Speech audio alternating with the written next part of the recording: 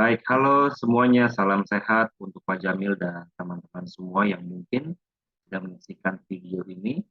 Perkenalkan, nama saya Christian Kevin Lalan Langipakan, biasa dipanggil Kevin Pakan. Saya merupakan mahasiswa Magister Ilmu Komunikasi dari Universitas Mercu Buana.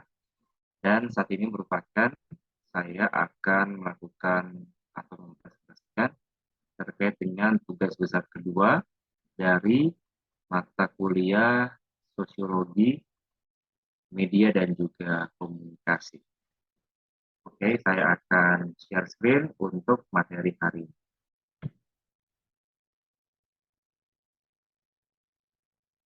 Oke, berikut merupakan materi yang akan saya sampaikan, yaitu terkait dengan nirkabel dan juga radio. Oke, saya next.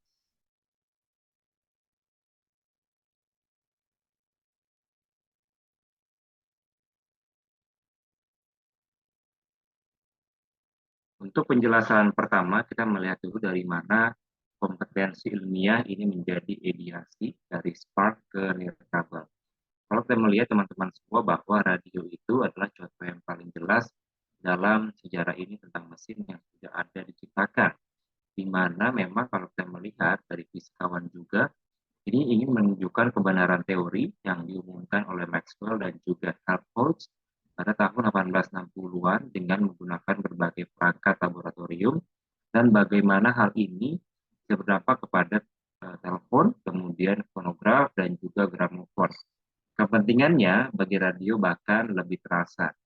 Kemudian kalau dilihat juga ada fisikawan Hertz yang mana melakukan eksperimen pada tahun 1868 untuk mendemonstrasikan keberadaan dari gelombang elektromagnetik, di mana dia membangun pemancar, percikan atau induktorium yang dinamakan, ini mungkin belum, sorry, ini saya kepencet. Oke, ini masih di sini, di mana perangkat lain yang secara beragam ini digambarkan sebagai resonator. Dan memang kalau dilihat teman-teman semua, kalau di banyak peneliti, oke saya next, banyak peneliti yang melakukan berbagai eksperimen ini dengan menyempurnakan eksperimen sebelumnya dengan memproduksi perangkat yang semakin canggih dalam hal penyesuaian celah. Jadi segera dapat diketahui bahwa transmisi gelombang radio itu yang efektif ini sangat bergantung pada penyesuaian penyetelannya. Sehingga kedua bagian yaitu peralatan dalam terminologi pada masa itu atau yang disebut dengan synchronize, yaitu bisa disetel ke frekuensi yang sama. Oke, next. Dimana kalau melihat juga rekaman di radio itu pertama kali terbitkan, ini khususnya dengan telegraf radio yang diartikulasikan oleh Sir William Hope pada tahun 1892. Dan memang kalau melihat juga kehormatan, ini mendapatkan suatu kehormatan bisa menemukan radio oleh karena itu bisa jatuh atau diambil alih oleh Marconi pada saat itu. Di mana paling tidak karena secara sadar si Marconi ini bisa melihat bagaimana sistem pensinyalan maksud saya terkait dengan radio itu sendiri. Dan memang Marconi pun juga melakukan eksperimen di mana sebagai hasil eksperimennya Marconi akhirnya mampu mengartikulasikan hukum jarak dalam radio itu sendiri. Yang mana semakin tinggi tiang pemancar, maka semakin jauh sinyal yang dipancarkan. Oke, next. Kemudian ada terkait dengan kebutuhan difusi dan supresi, ironclad, dan juga telegraf. Di mana ini fisikawan Marconi dan juga Jackson ini telah memulai uji coba di lapangan secara intensif dan pada manuver musim panas pada tahun 1898, yang mana mereka mencoba untuk berkomunikasi lewat air begitu, yaitu dengan jarak melintasi 60 mil air. Karena eksperimen inilah dilakukan di atas kapal perang Inggris yang bernama A.V. Popov, melakukan hal yang sama di armada Rusia. Oke, boleh next. Kemudian kalau melihat teman-teman semua bahwa ini adanya penemuan dari telegraf nirkabel ke radio. Penemuan ini kalau dilihat detektor thermal yang memiliki keuntungan tambahan kalau dilihat ini merupakan dari sebelum Perang Dunia Kedua, Ya, memang terdapat rangkaian coherer yang membingungkan pada saat itu, tapi sebagian besar seperti yang ditunjukkan oleh sejarawan bahwa perangkat ini dapat menunjukkan atau tidak adanya sinyal di antara penerima. Kemudian ada juga mengukur panas, mengukur kekuatan sinyal. Ini dan fenomena lain yang menghubungkan listrik dan panas setelah diamati selama beberapa waktu. Kemudian juga ada fisikawan yang bernama Edison, ini secara khusus mengubah sinyal radio harus bolak-balik menjadi arus searah yang mampu mengaktifkan meteran atau telepon. Kemudian pada tahun 1907 ada bernama Fessenden yang mentransmisikan pidato dalam jarak 200 mil, di mana dia telah menemukan radio sebagai kebalikan dari telegrafi nirkabel. Tapi selain operator nirkabel kapal, tidak ada yang mendengarkan. Jadi ibaratnya ini bisa awal mulanya melalui transmisi pidato pada saat itu. Oke, saya next. Kemudian ada juga ideasi dan kebutuhan atau juga ide penyiaran. Di mana memang kalau kita lihat teman-teman semua, radio itu merupakan atau radio siaran tepatnya ini melibatkan ketidaktahuan sebelumnya di mana sinyal itu akan diterima. Dengan kata lain, eksploitasi lebih lanjut bergantung pada melihat bahwa kesalahan utama yang dirasakan dari teknologi yang dapat didengar oleh siapapun sebenarnya. Oke, next. Nah, memang selama Perang Dunia Pertama pada saat itu, Westinghouse telah membuat penerima radio SCR 69 dan juga SCR 70 yang relatif kompleks namun ringkas untuk US Army Signal Corps pada saat itu. Kemudian pada tahun 1920, Sarnoff dan rekannya mengunjungi seorang insinyur radio yang independen yang telah menyempurnakan radio unicontrol yang lebih mudah dioperasikan daripada si RC-70. Dan memang si Sarnoff ini mengklaim bahwa dia langsung melihat ini adalah kontak musik radio yang dia inginkan pada saat itu. Oke, next. Kemudian teman-teman semua ada juga supresi dan difusi, false sub FM, dan juga kartel. Dimana kalau dilihat analog aslinya ini tanpa pengambilan sampel digital akan terkesan pada gelombang pembawa. Pada dasarnya hanya ada dua cara yang dapat dilakukan. Entah sinyal dimodulasi dalam kekuatan atau frekuensi AM dan juga FM. Dan Sarnoff mengatakan bahwa FM bukan hanya sebuah penemuan tetapi sebuah revolusi. Dalam hal itu, revolusi yang tidak diinginkan oleh RCA. Okay, next.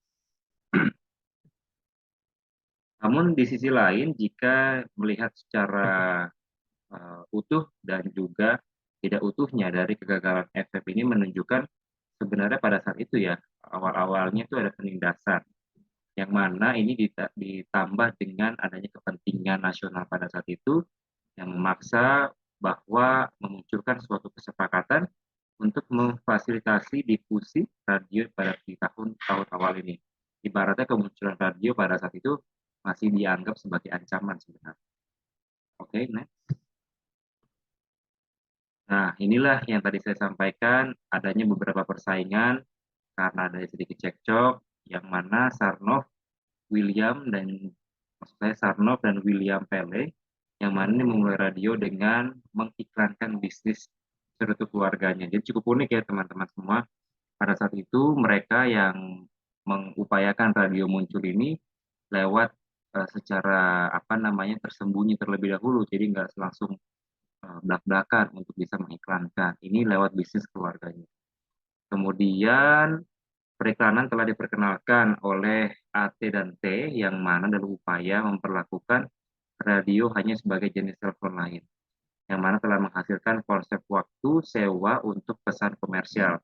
Namun pemrograman terbukti benar-benar mengganggu, sama sekali bukan pekerjaan untuk orang-orang telepon. Jadi sedikit merugikan banyak pihak, salah satunya adalah pada saat itu telepon. Next. Dan memang semua ini masih jauh dari budaya kebebasan berekspresi dan dari media massa. Lebih dari itu memang dengan adanya radio ini, seperti adanya saluran telepon yang dilihat oleh hampir semua pihak adalah sebagai upaya lain untuk menciptakan monopoli, Kemudian banyak pada saat itu stasiun-stasiun televisi yang kemudian mulai menyiarkan sekitar panjang gelombang itu 100 M karena itu adalah bagian efektif dari spektrum untuk penerima kontemporer dan 200 penyiar tanpa izin mengudara. Jadi pada saat itu ada ratusan begitu ya penyiar yang memang tanpa izin, dan ini bisa jadi ancaman tersendiri bagi media-media lain pada saat itu dengan adanya kemunculan radio. Next. Nah, namun demikian di sisi lain, radio ini sendiri memberikan reproduksi yang lebih baik karena elektrik, dan setelah penurunan penjualan yang parah pada tahun 1974, industri rekaman pada saat itu bergegas untuk memperkenalkan rekaman elektronik dan komputer elektrik. Baik di Amerika Serikat maupun di Inggris, penindasan yang disengaja oleh penerbit surat kabar seperti koran pada saat itu berdampak untuk mendorong perkembangan dari peliputan-peliputan yang ada dari radio. Jadi semacam ada gap antara media cetak dan juga radio ini. Oke, next. Nah, akan tetapi kedatangan radio ini sangat lambat pertumbuhannya, terutama sekitar tahun 1920-an, namun lebih ditekankan secara langsung oleh lingkungan peraturan daripada oleh tindakan industri yang berdekatan ini. Dan pada tahun 1930, ini telah berhasil menjadi media perumahan massal di hampir semua negara maju maupun berkembang sampai dengan saat ini. Oke, next. Oke, tadi merupakan penjelasan singkat saya terkait dengan kemunculan radio. Ini bisa saya stop dulu share screen-nya sebagai kesimpulan. Pada saat itu memang teman-teman semua radio atau kemunculan radio ini mendapatkan sedikit penolakan dari beberapa pihak, terutama yang memang terganggu karena merasa tersaingi, terutama tadi dari surat kabar. Memang seperti dikatakan tadi, sejak tahun 1930 pertumbuhan radio ini memang cukup lambat, namun tidak bisa dipungkiri bahwa sampai tahun ini pun 2023 bahwa radio sampai dengan saat ini masih terdengarkan. Mau dimanapun, di rumah, di kantor, di jalan, kita masih bisa mendengarkan radio. Untuk itu walaupun perkembangannya lambat, namun sampai dengan saat ini masih bisa sustain, masih bisa tetap eksis. Yang penting bahwa jangan meremehkan segala sesuatu, terutama media yang sebenarnya ini dapat juga berdampak bagi masyarakat luas. Baik, demikianlah presentasi yang dapat saya sampaikan. Terima kasih atas perhatian Anda, dan demikianlah tugas besar kedua dari mata kuliah Sosiologi, Media, dan juga Komunikasi. Terima kasih semuanya.